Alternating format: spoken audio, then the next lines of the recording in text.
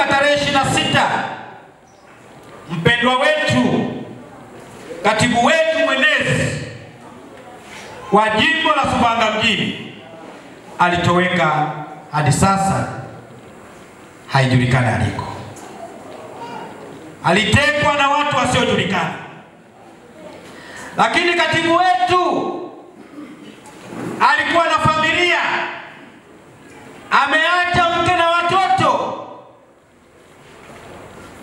Sisi kama chama tunachukua jukumu gani na angalau kuhakikisha kwamba mtoto yule anapata hata daftari na kalamu ili aweze kuendelea na masomo?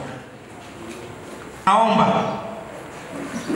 wakati mziki unapigwa, yeyote mwenye chochote aweze naomba ulete chombo. Yeyote mwenye chochote aweze kuona umuhimu wa kuchangia, na baada ya hapo mahala hapa tunao familia ya Kipanya watazungumza.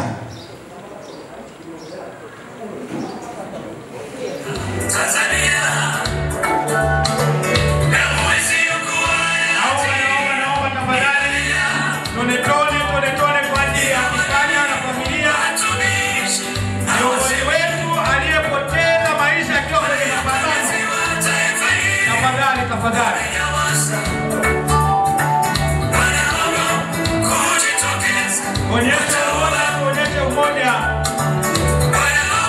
Kiongozi wetu Kipanya aliyepoteza maisha akiwa kwenye mapambano. Lazima tuanze.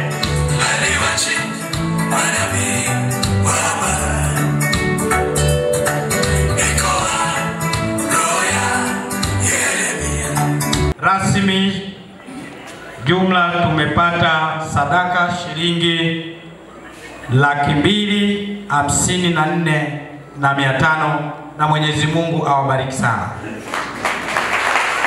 Itoshe kusema tu kwamba kama familia tunaumia sana. Itoshe kusema tu kwamba mazingira na uhalisia wa ndugu yetu Dionisi Kipanya kupotea ni mazingira ambayo yanaumiza sana.